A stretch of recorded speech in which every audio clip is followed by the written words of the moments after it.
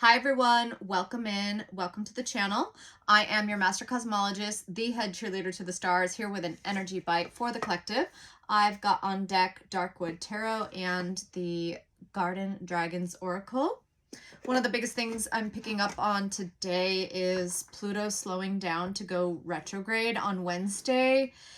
It's going retrograde at 5 degrees of Aquarius, which is really going to be a long 6-month process of feeling out where you belong with all this new technology, with the internet, with being online, being on your phone. This relationship is going to be up for some of it for demolition, but I feel like some of it too is just having to get accustomed to, I heard a new species, okay? So take that as you will. Yeah, let's go. Let's go with some cards here. Not what I was thinking we were going to pick up on. I have the Page of Wands and the Queen of Pentacles. So we're changing topic here. Page of Wands with the Queen of Pentacles is taking action and initiating things to flourish, to step into the abundance, the fecundity, the lushness, the fertility, the creative power of the Queen of Pentacles. All of these little candles represent little actions that add up to this larger creative force. It feels like having a lot of things going at once, but taking care of each one at a time. The Eight of Swords came up next. Really important here not to go backwards, not to keep putting yourself back in the prison, back in the trap. This is a perspective shift, especially what's deader than dead needs to stop. It needs to cease. It needs to end completely. You're terrorizing yourself. You are preventing yourself from attaining the Queen of... Did I say Empress or Queen of Pentacles? Anyway, she's Queen of Pentacles. If I said Empress, I didn't mean to. She's Queen of Pentacles. But yeah, look at the drastic difference between these two figures. One is keeping herself locked up and not able to create, and the other is in a position of power. It's all about attending to these little matters. The Emperor. Ooh, so the Emperor here is Saturn. Saturn is at 9 degrees of Aries. That is the epitome of Aries energy. It's the epitome of the Emperor energy, of the Emperor card, of this archetype. These little obstacles here need to get rammed. They need to get rammed out of the way. Very interesting little inscription here of an Ankh. So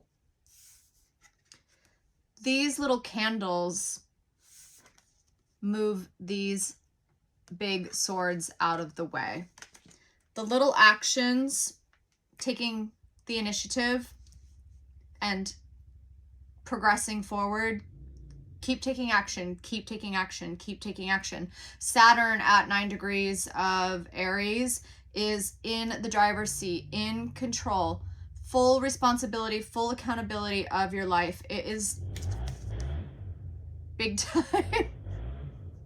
Sorry, someone's revving their engine. It feels appropriate though, because we were talking about Saturn in the cockpit, steering your life, basically.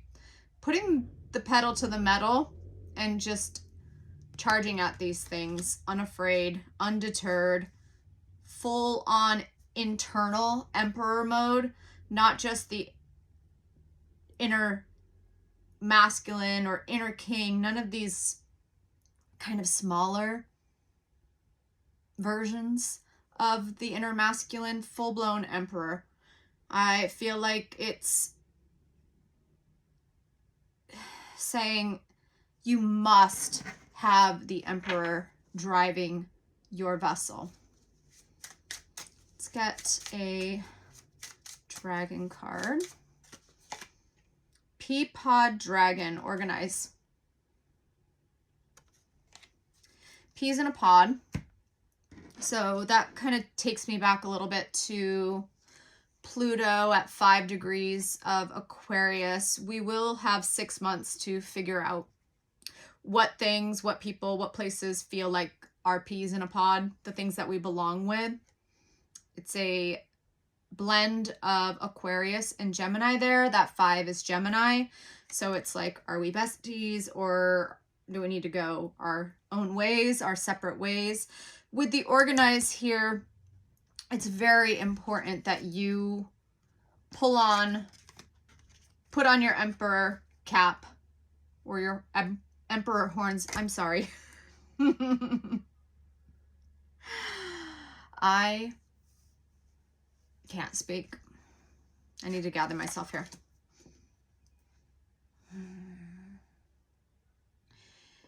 All of the messages lately is once you hear it, you can't unhear it. And when you know better, you do better. So there is stuttering and a little bit of difficulty in deliverance right now. Anyway, I was saying that you have to organize your life. You have to have a schedule. You have to have your own schedule, or else somebody's going to boss you around and be the emperor over you. Let's get one more pea pod dragon. Let's get one more dragon card here. Raspberry dragon, kindness. This is a very menacing looking emperor. I think there's a time and a place for this, especially if you find yourself putting yourself here where you need to pull on the meanie head version of the emperor, the more authoritative, strict, shot caller. However, I feel like this is saying most of the time you can be the sweet lamb, Aries, and it's not quite the same as you attract more bees with honey, but it's similar to that. You know, treat yourself sweetly. I don't feel like suffering or punishment or coercion, any of those types of mean or cruel or suffering type of emperor modes is going to fly any longer. Those have to go. It's like you have to kill yourself with kindness too. You can talk sweetly to yourself to get through these little obstacles and remove those barriers. And when you talk kind to yourself, you'll get through each one of these little tasks. But don't afraid to, I keep getting the word spank. Like a little bit of a dominatrix energy where you might have to spank yourself a little bit here and there to keep going, to not quit, to get past some of the difficult hiccups. I feel like we're going to get one more card from the tarot deck and call it our message.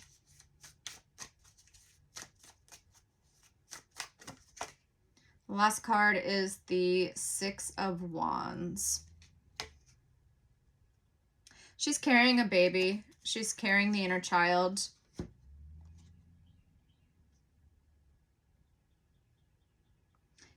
In a nurturing, loving embrace.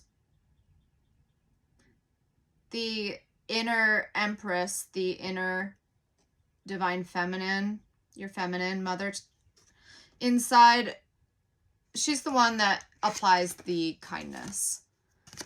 The emperor, the father, will apply the discipline, and she's going to carry the baby through this rite of passage to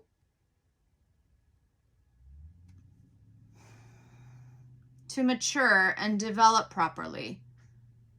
Employ both, basically. All right, that's what I have for you today. Thank you for joining me. Bye.